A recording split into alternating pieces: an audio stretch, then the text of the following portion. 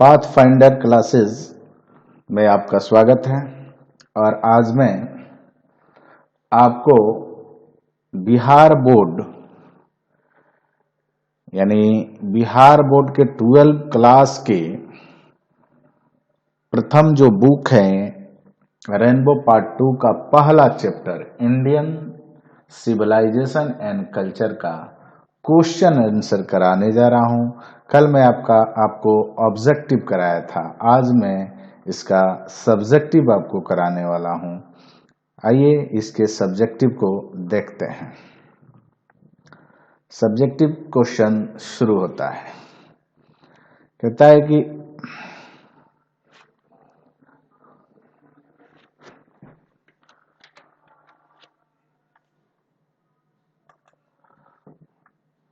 What is civilization in a real sense of term?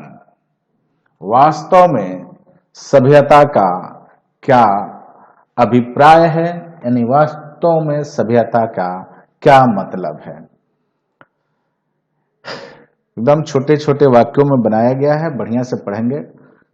Civilisation in the real sense of term is the deliberate and voluntary restriction of wants. सभ्यता का वास्तविक अभिप्राय है कि यह चाहतों को निरंतर रोके। This alone increase and promotes containment. ये अकेला ही संतोष पैदा करता है। Real happiness and capacity for service. वास्तविक खुशी को पैदा करता है और वास्तविक क्षमता को पैदा करता है सेवा के लिए। तो ये था आपका पहला क्वेश्चन। 2 नंबर का ये सारे क्वेश्चन आपसे पूछे जाएंगे, ध्यान दें। क्वेश्चन नंबर 2 है, what do you know about Gandhi ji. क्या जानते हैं आप गांधी जी के बारे में। तो बहुत कुछ लिखा जा सकता है कि गांधी जी के बारे में क्या जानते हैं, लेकिन आपको आपके बुक के अनुसार इसको ध्यान में रखकर ही आंसर देना है। कहेंगे कि I know Gandhi ji as a Bapu and as Mahatma. कि हम लोग मैं महात्मा गांधी को बापू और महात्मा के रूप में जानता हूं। ही इज कॉल्ड बापू। इन्हें बापू कहा जाता है because he was the father of nation. क्योंकि ये राष्ट्रपिता हैं। ही इज कॉल्ड महात्मा, और इन्हें महात्मा कहा जाता है because he was a great soul और सन। क्योंकि उनकी जो आत्मा थी और वो एक महान, या ये कहेंगे कि महान आत्मा वाले व्यक्ति थे या संत थे। तो ये था आपका दूसरा का जवाब कि what do you know about Gandhi ji. चलिए क्वेश्चन नंबर 3 के तरफ बढ़ते हैं, जो क्वेश्चन नंबर 3 क्या कहता है। How did our ancestor view large city? How did our ancestors view large city? हमारे पूर्वजों का नजरिया कैसा था, हमारे पूर्वजों की नजरिया कैसा था बड़े शहरों के प्रति, यानी बड़े शहरों के प्रति हमारे पूर्वजों का नजरिया कैसा था। Why were they satisfied with the small villages? वे छोटे शहरों में, छोटे गांवों में ही, छोटे छोटे गांवों में ही संतुष्ट क्यों थे। आंसर है, कह रहे दे व्यूड लार्ज सिटीज। उनका नजरिया था बड़े शहरों के प्रति as a sneer and useless crumbliness, कि वह एक जाल के समान था।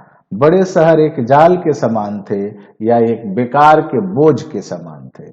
Having gangs of thieves, robbers and prostitutes. उनका मानना था कि वहां बड़े शहरों में चोरों का समूह रहते थे, डाकुओं का समूह रहते थे, या फिर वेश्यावृत्ति होती थी। Their village fulfilled all there needs. उनका जितनी भी उनकी जरूरतें थी, उनकी गांव ही उसे फुलफिल कर देता था, यानी उनके गांव में ही वो सारी जरूरतें उनकी पूर्ण हो जाती थी। So they were satisfied with small villages. इसलिए वे लोग संतुष्ट थे अपने छोटे से गांवों में। समझ गए? क्वेश्चन सब VVI क्वेश्चन है और 2 नंबर का क्वेश्चन है, पूछता है, इसलिए आप सब इसका नोट्स जरूर तैयार कर लेंगे। अगला क्वेश्चन है, what is the distinguishing characteristic of modern civilization? What is the distinguishing characteristic of modern civilization? आधुनिक सभ्यता की विशिष्टता क्या है? आधुनिक सभ्यता की विशिष्टता क्या है, यानी आधुनिक सभ्यता की विशेषता क्या है? क्वेश्चन नंबर 4 आपसे पूछ रहा है कि आधुनिक सभ्यता की विशेषता क्या है? The distinguishing characteristic of modern civilization, यानी आधुनिक सभ्यता की विशिष्टता है, इज मतलब है an indefinite multiplicity of human wants, कि वो मानवों के चाहत को नियंत्रण बढ़ाते रहता है, अनगिनत बढ़ा देता है, यही उसकी विशेषता है।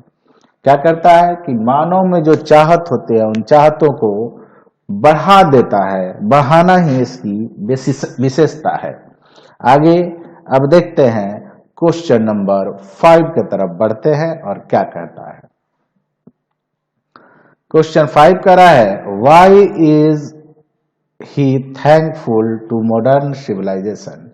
यहां बाबू ही के जगह गांधी जी भी लिख सकता है, ठीक है, क्वेश्चन में यहां गांधी जी भी लिख सकता है, ध्यान देंगे।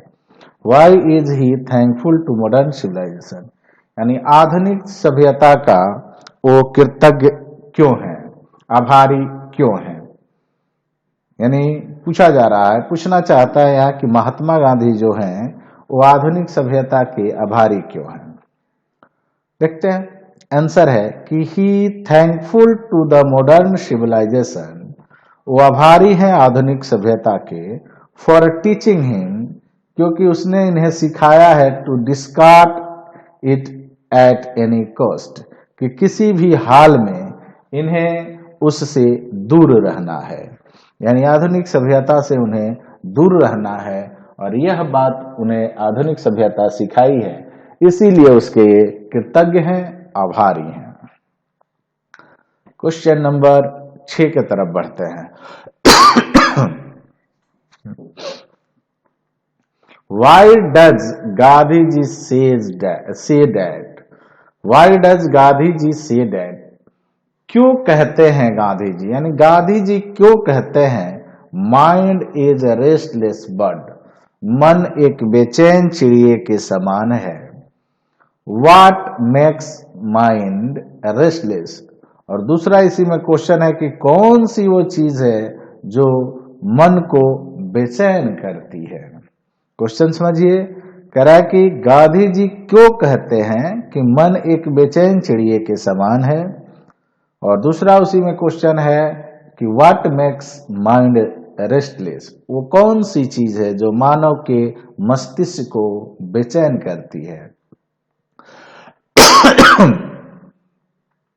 गांधी जी सेज डैट, गांधी जी कहते हैं कि needs of mind, needs of mind are unending, यानी जो मस्तिष्क की जरूरतें हैं वो असीमित हैं, यानी मस्तिष्क की जो जरूरतें हैं वो असीमित हैं।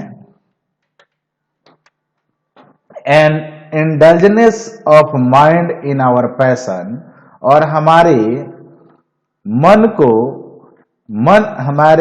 को हमारे शौक में डूबना, मेक्स इट रेस्टलेस, यही उन्हें बेचैन करता है, यानी हम जितने अपने शौक में लीन हो जाते हैं यही हमारे मन को बेचैन कर देता है। तो समझ गए, गांधी जी कहते हैं माइंड जो है अनएंडिंग माने माइंड जो है वो, माइंड की जो आवश्यकताएं हैं वो अनिश्चित हैं, और किसी शौक में डूबना यही मन को बेचैन करता है। दोनों का जवाब हो गया। क्वेश्चन नंबर 7 में चलते हैं। ध्यान दें, मैं आपको फिर एक बार कह रहा हूं कि वीडियो को देखिए और शेयर कीजिए अपने दोस्तों में और लाइक कीजिए। चलिए दूसरा, और इसको बनाइए, क्वेश्चन को आप अपने कॉपी में लिख लीजिए। ये सब VVI क्वेश्चन है, यही आपके एग्जाम में रहेंगे। 2000 जो आप 24 में एग्जाम में जो है 23 के एग्जाम में जो बैठेंगे उस एग्जाम में यहीं से क्वेश्चन रहेंगे। How did your ancestor enjoy true home rule? आपके जो पूर्वज थे, हमारे जो पूर्वज थे, why did our ancestor enjoy true home rule? हमारे जो पूर्वज थे सही घरेलू नियम का आनंद कैसे लेते थे? तो आंसर देखते हैं क्या कहता है, आंसर पर ध्यान दीजिए। 7वां क्वेश्चन का आंसर है कि दे dislike court and lawyers.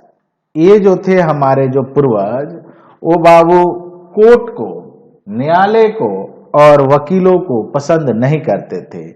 They settled there dispute, उनकी जो झगड़ा होती थी उसका वो लोग सेटल कर लिया करते थे विदाउट गोइंग कोर्ट, बगैर कोर्ट गए। यानी वो अपने झगड़ों को कहां निपटा लेते थे? बिना कोर्ट गए। इन दैट वे, इस तरीके से they enjoy true home rule, अपने सच्चे घरेलू जीवन को जीते थे। इस तरह से वे अपने सच्चे घरेलू जीवन को जीते थे। क्लियर हुआ? तो क्वेश्चन नंबर 7 आपका यहां खत्म होता है। क्वेश्चन नंबर 7 क्लियर हो गया। आगे बढ़ेंगे क्वेश्चन नंबर 8 के तरफ। क्वेश्चन नंबर 8 कहता है, Why did our ancestor dissuade us? Why did our ancestor dissuade us from luxuries and pleasure? हमारे जो पूर्वज थे वो हमें क्यों अलग रहने के लिए बोलते थे लग्जरी, विलासिता से, और प्लेजर मतलब आनंद से, यानी आनंद और विलासिता से दूर रहने का सलाह हमारे पूर्वज क्यों देते थे? Did they do right thing? क्या यह उन्होंने अच्छा किया? ऐसा किया करके क्या उन्होंने अच्छा किया? तो अब क्वेश्चन समझ गए होंगे। क्वेश्चन क्लियर हो गया है कि हमारे पूर्वज हमें क्यों सलाह देते थे कि हमें विलासिता से और आनंद से दूर रहना है, और ऐसा करके क्या उन्होंने ठीक किया? आंसर पर ध्यान दीजिए। कह रहा कि आवर एंसेस्टर न्यू डैट, हमारे पूर्वज जानते थे कि possessions don't contribute to happiness, कि अगर संपत्ति आपके पास है, धन दौलत है, तो ये आपके खुशी में कोई भागीदारी नहीं निभाता। यानी धनी होने से आप खुश होंगे, ऐसी बात नहीं है। ये बात हमारे पूर्वज जानते थे। The rich were worried about finding means of increasing there material wealth. कह रहा है कि धनी लोग अपने भौतिक संसाधनों को खोजने में, उसको बढ़ाने में क्या करते हैं? चिंतित रहते हैं। हमेशा देखेंगे कि धनी लोग क्या रहते हैं? चिंतित रहते हैं कि कैसे उनकी धन दौलत और ज्यादा बढ़ जाए। ऑन द अदर हैंड, दूसरे तरफ, ऑन द अदर हैंड यानी दूसरे तरफ, the poor were contented and happy. जो पुअर होते हैं वो संतोष होते हैं और खुश होते हैं। दैट वाई, इसीलिए, आवर एंसेस्टर डिस्यूड अस, हमें माना किए, फ्रॉम लग्जरीज एंड प्लेजर, यानी हमें विलासिता और आनंद से दूर रहने के लिए मना किए या सलाह दिए। And they were right in doing so, ऐसा वो करने में उचित भी थे, यानी ऐसा करके उन्होंने अच्छा किया। तो ये था आपका क्वेश्चन नंबर 8। क्वेश्चन नंबर 9 की तरफ बढ़ते हैं। What other civilization does he referred to while highlighting the vitality of Indian civilization. Indian civilization यानी कह रहे हैं कि किस सभ्यता की क्या रेफर करते हैं, उस किस सभ्यता के, माने जब भारतीय सभ्यता की बात होती है तो उस कौन कौन सी सभ्यता के बारे में हमें बताने का प्रयास करते हैं, रेफर करते हैं और क्या क्या बताते हैं, क्या हुआ। He refers to civilization of Rome, Greek, Japan. वे रोम के सभ्यता के बारे में हमें बताते हैं, जापान के सभ्यता के बारे में बताते हैं, ग्रीस की सभ्यता के बारे में बताते हैं, चाइना के सभ्यता के बारे में बताते हैं। विच आर नाउ डिस्ट्रॉयड, जो अब खत्म हो चला है, नष्ट हो गया है, जिसकी सभ्यता है अब नष्ट हो गई है। और हैव बिकेम वेस्टर्नाइज, या फिर पश्चिमी रंगों में रंग गया है। Indian civilization is still alive, और भारतीय जो सभ्यता है वो अभी भी जीवित है। ये बात वे बता रहे हैं, रेफर कर रहे हैं। Question number 10, what according to author is modern civilization. लेखक के अनुसार आधुनिक सभ्यता क्या है। लेखक के अनुसार आधुनिक सभ्यता क्या है। अकॉर्डिंग टू गांधी जी, या लिख सकते थे अकॉर्डिंग टू ऑथर, क्योंकि इस चैप्टर के लेखक कौन है, महात्मा गांधी हैं, तो आपको पता है, इसीलिए लिखेंगे अकॉर्डिंग टू गांधी जी या according to author. Modern civilization is है, यानी ऑथर के अनुसार आधुनिक सभ्यता है द वर्शिप ऑफ मटेरियल, यानी किसकी है भाई, भौतिकता यानी भौतिकवाद का क्या है, पूजा है। और वायलेंस, हिंसा की पूजा है। एंड ब्रूटालिटी, और पशुवता की पूजा है। तो देख लिए कि गांधी जी के अनुसार मॉडर्न सिविलाइजेशन क्या है। तो मॉडर्न सिविलाइजेशन क्या है, तो मॉडर्न सिविलाइजेशन एक तरह से आधुनिकता की पूजा है, हिंसा की पूजा है, पशुवता की पूजा है। चलिए क्वेश्चन आपका 10 कंप्लीट हुआ।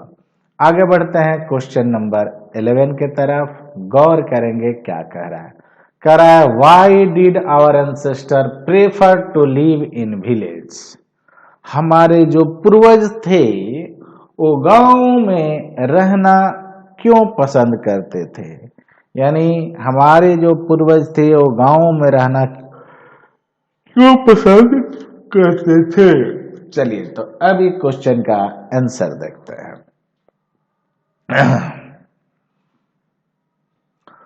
Our ancestor preferred to live in village. हमारे पूर्वज गांव में रहना पसंद करते थे बिकॉज क्योंकि they wanted to live in a safe place. वे एक सुरक्षित जगह पर रहना चाहते थे। क्यों चाहते थे बाबू, कह रहा है एंसेस्टर क्यों प्रेफर करते थे विलेज को, गांव में रहना, तो क्योंकि वो एक सेफ जगह पर, एक सुरक्षित जगह पर रहना चाहते थे विद देयर एंशियंट ट्रेडिशन। और किसके साथ रहना चाहते थे, तो जो उनकी प्राचीन परंपरा है, जो उनकी प्राचीन परंपरा है उसके साथ रहना चाहते थे। जैसे हमारे प्राचीन सभ्यता, हमारी प्राचीन परंपरा क्या है, लड़कियां अपने भाइयों को राखी बांधती, होली मनाते हैं, दिवाली मनाते हैं, ईद मनाते हैं, बकरीद मनाते हैं, ये सब परंपरा ही है एक तरह से। और इन सब के साथ वो अपने गांव में रहना चाहते थे। इन टाउन दे सॉ, शहरों में उन्होंने देखा there were gangs of thieves, robbers, prostitutes and touts, कि वहां डाकुओं का समूह था, चोरों का समूह था, वेश्यावृत्ति होती थी और बहलाने फुसलाने वालों की भी समूह था। देयरफॉर, इसलिए कह रहा है देयरफॉर इसलिए they did choose to live in village, वे गांव में ही रहना पसंद किए, हैप्पीली रादर देन टाउन, यानी खुशी खुशी गांव में ही रहना पसंद किए शहर के तुलना में। तो ये था paragraph number question number 11। Question number 12 को देखते हैं। कह रहा है why does Gandhi ji say that mind is a restless bird. VVI question है बाबू, याद रखेंगे। से तो सारा क्वेश्चन इस साल के लिए हम बनाए हैं बीबीआई, और इसी में से रहेगा जब एग्जाम होगा। यानी गांधी जी क्यों कहते हैं कि मन एक बेचैन पक्षी के साथ समान है, बेचैन चिड़िए के तरह है। तो आंसर लिखेंगे गांधी जी सेज डैट, गांधी जी कहते हैं, डैट मतलब होता है कि, mind is a restless bird, मन एक बेचैन चिड़िया है, because it is never satisfied, क्योंकि ये कभी संतुष्ट नहीं होता। The more it gets the more it wants, इसको जितना मिलता है इसकी चाहते उतनी ज्यादा बढ़ते जाती है। ही सेज, वो कहते हैं, माने वो क्या कहते हैं, because a mind never get satisfied, क्योंकि मन कभी संतुष्ट नहीं हो सकता। माने गांधी जी के अनुसार ऐसा लगता है कि मन कभी संतुष्ट नहीं हो सकता। लाइक अ बर्ड, एक चिड़िए के समान है, ही ऑलवेज वांडर, वो भटकते रहता है, to quench his thirst of desire, वह अपने इच्छाओं की प्यास बुझाने के लिए भटकते रहता है। मन चिड़िए के तरह अपने इच्छाओं की प्यास बुझाने के लिए भटकते रहता है। Even after the competition of any of his desire to next one is ready, यानी इवन आफ्टर द लेसन है बाबू, sorry, completion of any of his desire the next one is ready, यानी बताना ये चाह रहे हैं कि अभी एक इच्छा उसकी पूर्ण नहीं होती कि दूसरी इच्छा तैयार रहती है। मानव की एक इच्छा पूर्ण नहीं होती कि दूसरी इच्छा उसकी क्या रहती है, तैयार रहती है।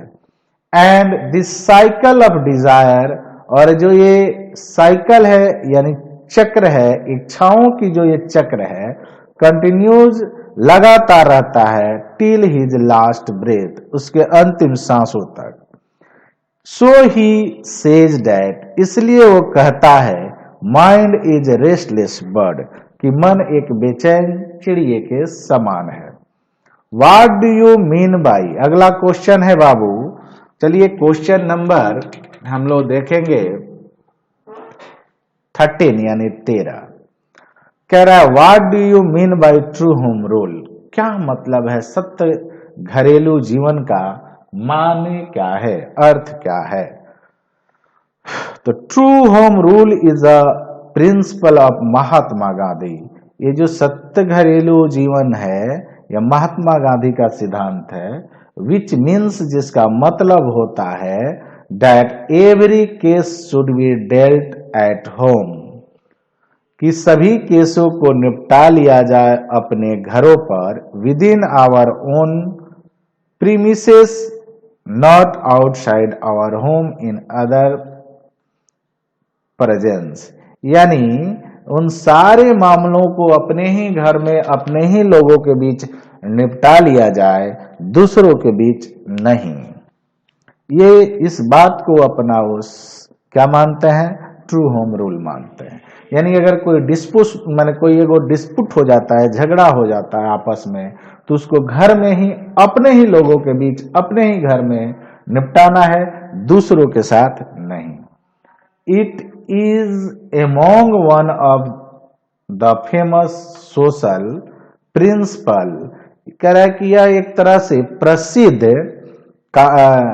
सिद्धांत है, where he state that if you have any problem, जहां वो बताते हैं कि मान लो कि कोई आपके पास प्रॉब्लम है, समस्याएं हैं, जस्ट सिट टुगेदर, तो साथ बैठ जाओ, and solve among your own people, और उसको हल करें अपने ही लोगों के बीच। एवॉइड पुलिस एंड कोर्ट, हमें क्या करना चाहिए? पुलिस और कोर्ट का अवहेलना करना चाहिए, उससे बचना चाहिए। चलिए क्वेश्चन नंबर 14 की तरफ बढ़ते हैं। Discuss the feature of Indian civilisation.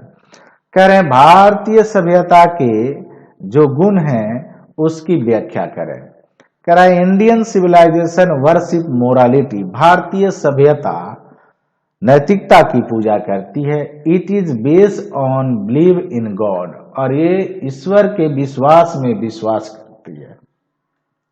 It believes in working with hands and feet, वह अपने हाथों और पैरों से किए गए काम पर विश्वास करती है। It is religious in nature, और यह स्वभाव में ये कैसा है? तो धार्मिक है। भारतीय सभ्यता स्वभाव में धार्मिक है। It is down grade towards manner, honour, care and love, ये झुकता भी है। तो कहाँ झुकता है बाबू? तो मैनर के आगे, सम्मान के आगे, कोई आपका केयर करता है या कोई प्रेम करता है तो प्रेम के आगे, केयर के आगे ये झुकता है, मैनर के आगे झुकता है। It teach the lesson of humanity, यह मानवता के पाठ को पढ़ाता है। यूनिटी एंड इंटीग्रिटी, एकता और अखंडता के पाठ को पढ़ाता है। यानी भारतीय सभ्यता की ये सारी विशेषताएं हैं। Question number 15। What is the difference between Indian and western civilization? क्या अंतर है भारतीय सभ्यता में और वेस्टर्न सभ्यता में, यानी पश्चिमी सभ्यता में? The Indian civilization worship morality, भारतीय सभ्यता नैतिकता की पूजा करती है। वेयर्स, वहीं पर the western civilization worship immorality, वहीं पर पश्चिमी सभ्यता अनैतिकता की पूजा करती है। The Indian civilization is based on believe in God, भारतीय सभ्यता ईश्वर के विश्वास में विश्वास करती है। वेयर्स, वहीं पर the western civilization is godless, वहीं पर जो पश्चिमी सभ्यता है वो नास्तिक है। The former is believe in working with hands and feet, ये पूर्व की यानी पहले की जो सभ्यता, यानी यहाँ पहले क्या है इसकी चर्चा हुई है इंडियन सिविलाइजेशन की, यानी भारतीय सभ्यता अपने हाथ और पैरों से किए गए कार्य पर विश्वास करती है। वेयर्स, वहीं पर the latter depends upon machine, जो बाद वाली सभ्यता है यानी ये वेस्टर्न सभ्यता, बाद में इसी की चर्चा की गई है। तो ये जो वेस्टर्न सभ्यता है यह मशीनों पर निर्भर करती है। तो ये था, आपने देख लिया कितना डिफरेंस है दोनों में, साफ उल्टा है। Discuss the feature of western civilization, अब कह रहा है कि पश्चिमी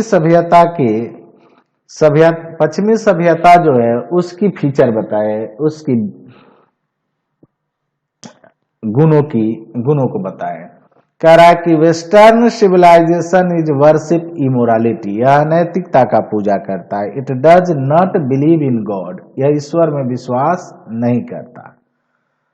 it completely depends upon machine, ये पूरी तरह से मशीनों पर निर्भर करता है। इट रन्स आफ्टर मेटारिज्म, यह संसारिकता के पीछे भागता है।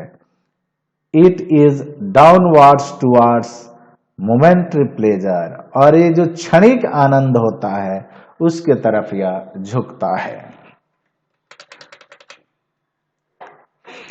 17 number, what is the real glory या what is the real beauty of Indian civilization? क्या है वास्तविक गरिमा या क्या है वास्तविक खूबसूरती भारतीय सभ्यता की? The real beauty of Indian civilization is, यानी भारतीय सभ्यता की वास्तविक खूबसूरती है दैट कि इट रिमेन्स इमूवेबल, यह हमेशा स्थिर बना रहा, even after thousands of years it is as it should be, यहाँ तक कि ये हजारों वर्षों से वैसे ही है जैसा होना चाहिए। It has not change it's nature, यह कभी भी अपने नेचर को यानी अपने स्वभाव को नहीं बदला। And it is sound at its foundation, और ये अपने पूर्व की सभ्यता पर टिका रहा।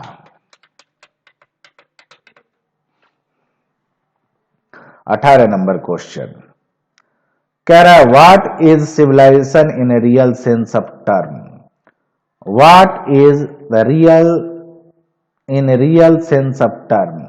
What is civilization in real sense of term? क्या है वास्तविक मतलब, सभ्यता का वास्तविक अभिप्राय क्या है? In the word of Gandhi ji, यानी गांधी जी के शब्दों में, इंडियन सिविलाइजेशन इज दैट, भारतीय सभ्यता वो है, मोड ऑफ कंडक्ट, वैसा कंडक्ट है, which point out to man the path of duty. मानो गांधी जी के शब्दों में भारतीय सभ्यता वह आचरण है जो मानव को उसके कर्तव्य का मार्ग दिखाता है। If we talk about the real sense, यदि हम वास्तविक अर्थ की बात करें तो it is actually the control of our desire, तो ये निर्भर करता है कि हम कितना नियंत्रण करते हैं अपनी इच्छाओं को। It is the way of living, यह एक रहने का ढंग है, which we got from our ancestors, जिसे हम लोग अपने पूर्वजों के द्वारा पाए हैं या प्राप्त किए हैं। 19. What was the great lesson that India had to teach the West? वह कौन सा महान पाठ है जिसे भारत ने पश्चिम को पढ़ाया? The great lesson that India had to teach, पढ़ाना पड़ा भारतीयों को, the West को, were the lessons of unity, वो है एकता की पाठ, इंटीग्रिटी अखंडता की पाठ, रिलीजन धर्म की पाठ, सोल एंड स्पिरिट और शुद्ध आत्मा की पाठ। तो ये था आपका क्वेश्चन नंबर 19। अंतिम क्वेश्चन आज के लिए इस वीडियो में, उसके बाद एक्सप्लेनेशन और समरी, ये अलग एक वीडियो बनेगा, उसमें आपको मिलेगा। तो 20 नंबर क्वेश्चन यानी 20 नंबर क्वेश्चन कहता है why did our ancestors dissuade us from luxuries, हमारे जो पूर्वज थे हमें क्यों रोके, क्यों हमें रोक दिए, किससे? विलासिता से और आनंद से। एक बार हम लोग इसको और देख चुके हैं, लेकिन फिर दूसरे तरह से पूछा है, इसलिए इसको देखना चाहिए। Our forefather dissuaded us from luxuries and pleasure, हमारे पूर्वज हमें मना किए, किससे? आनंद से और विलासिता से। बिकॉज, क्योंकि दे न्यू डैट, वो जानते थे, if we run after this observe thing, कि यदि हम ऐसे चीजों के पीछे भागते हैं, we would lose our moral character, तो हम लोग अपना नैतिक जो हमारा वैल्यू है उसे हम लोग खो देंगे। वी वुड बिकेम स्लेव्स, हम क्या हो जाएंगे? गुलाम हो जाएंगे। वी वुड बिकेम इमोरल, और अनैतिक हो जाएंगे। ये हमारे पूर्वज अच्छी तरह से जानते थे, इसलिए वे लोग हमें विलासिता से दूर रहने का सलाह दिया। तो ये था आपका जितने भी सब्जेक्टिव क्वेश्चन है जो अब आपसे पूछे जाते हैं 2 नंबर के, ये मैं आपको पढ़ा दिया। अब आएगा 4 नंबर का एक्सप्लेनेशन और फिर आएगा आपका समरी। इसके लिए मैं अगले वीडियो में आपसे मिलता हूं, तब तक के लिए गुड बाय, थैंक यू।